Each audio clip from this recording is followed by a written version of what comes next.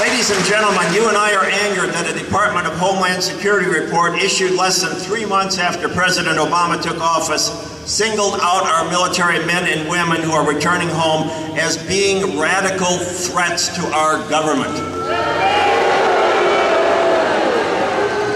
That same report also characterized you and me as right-wing extremists and radicals.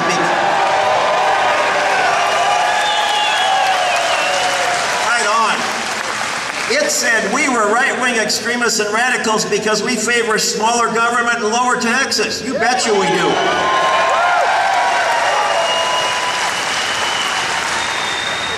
We were told that we are potential security threats because we want to make our own healthcare decisions, choose our own cars and trucks, and remain in charge of our lives and those of our families and children. We are ordinary citizens, ladies and gentlemen, who believe just like most of our fellow Americans. We want our government to leave us alone.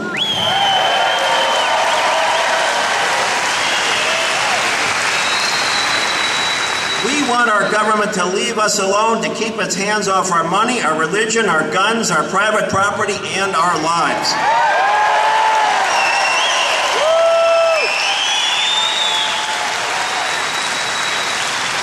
I warned you I wasn't going to be politically correct.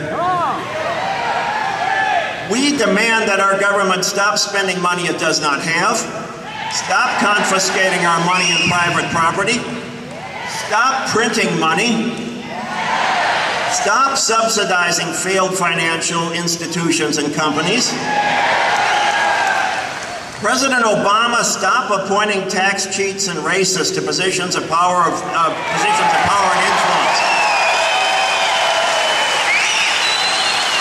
We do not need a racist on our Supreme Court, Mr. President. Mr. President, secure our borders. You may welcome. Mr. President, you may welcome terrorists and criminals. We do not. Mr. President, do not give voting rights to the millions of illegal aliens and felons.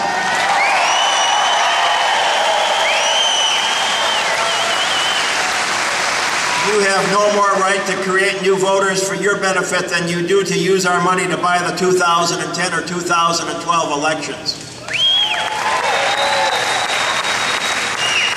Mr. President, your primary job is to protect us as our Commander-in-Chief. Do not divert money from our missile defenses, our F-22 Raptors, or other vital military equipment.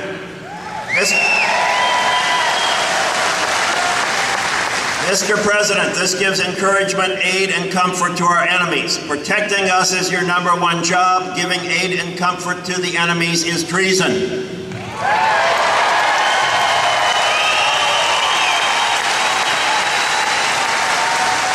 We gather peacefully here today because there's a growing concern for what our government is doing to us and to our future. We fear for the very survival of our republic. President Obama wants many more taxes. He wants to place a multi-trillion-dollar cap and trade tax on all of our energy. He claims that taxing us into poverty will help to cool the earth. What Obama did not tell us is that an Environmental Protection Agency reports that the earth is actually getting cooler. Obama did not tell us that the White House ordered this report to be hidden from the public so his massive tax could increase taxes and could be passed. Ladies and gentlemen, in spite of all the destruction that has already taken place, there remains much for us to be hopeful and to fill our hearts with optimism and courage. Ladies and gentlemen, this is still our country.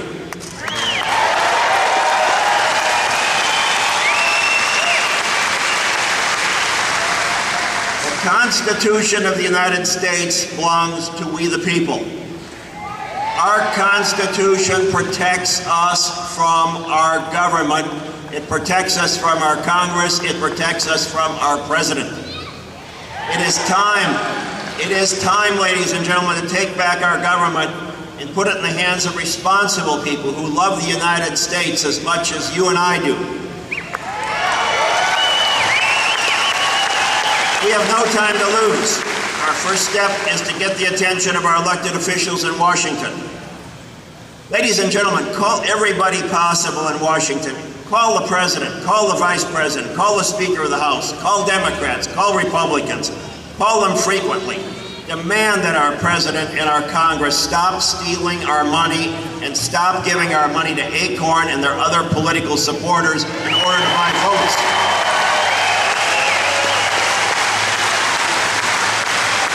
Ladies and gentlemen, volunteer to work on our 2010 census. Keep Acorn honest. Keep our census honest. We must not allow President Obama to take control of our census for his political advantage.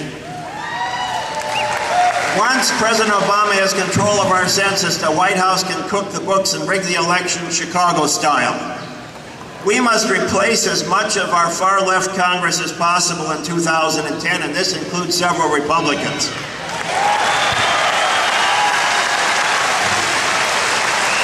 Ladies and gentlemen, the problems we face today have occurred because we have not defended our nation against socialism. For too long, we've allowed the wrong people to make the worst possible decisions.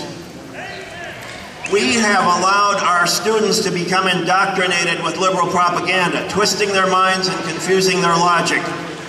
Our young relatives, our young friends, our young neighbors helped to elect Obama. Many of them are now starting to wake up because the debt Obama is creating will be on their shoulders for their entire life. Ladies and gentlemen, the solutions. Talk with somebody every day who does not understand our nation's history, its greatness, and its heritage. Tell them why the United States is a good and prosperous nation. Tell them why you love the United States. The United States remains that brightly lit city on a hill. It is still the best hope for all of mankind. Ladies and gentlemen, talk with young people every day. Pull a young person, a young man or woman aside. They are our future. They're the next generation. They are our next generation of leaders. Many of them don't understand what they have and that their future is being quickly destroyed. Encourage your state officials here in Texas and wherever you live to pass legislation that will protect us from our federal government. We've done that in Texas. They've done it in Arizona. They're doing it in more than 30 other states. Governor Perry and the others have done that for Texas. They promised me that they're going to do more. Thank them. Call them up. Pray for them. They need our support. And finishing up, ladies and gentlemen, Romans 8:28 assures us, and I quote, "We know that all good things work together for the good of those who love God, those whom He has called according to His plan." Ladies and gentlemen, I believe that Texas and the United States of America are a major part of God's plan, and I continue, and you will continue to work to make that happen.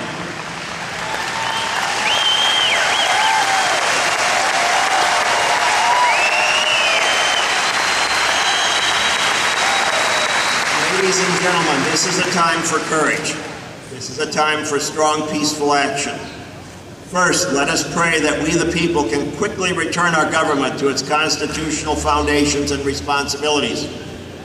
Our president and our Congress were elected to be our servants and not our masters.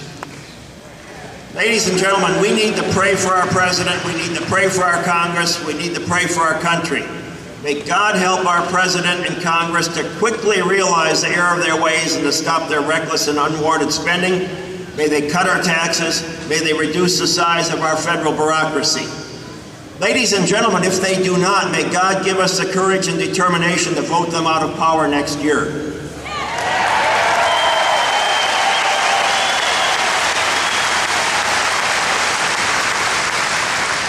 Ladies and gentlemen, may God's blessing and His peace be upon Texas and upon the entire United States of America. May God grant us the wisdom and courage for the challenges and work that lie before us. May God richly bless and protect each of you and our Constitution as together we pursue liberty. Ladies and gentlemen, thank you. Have a good evening.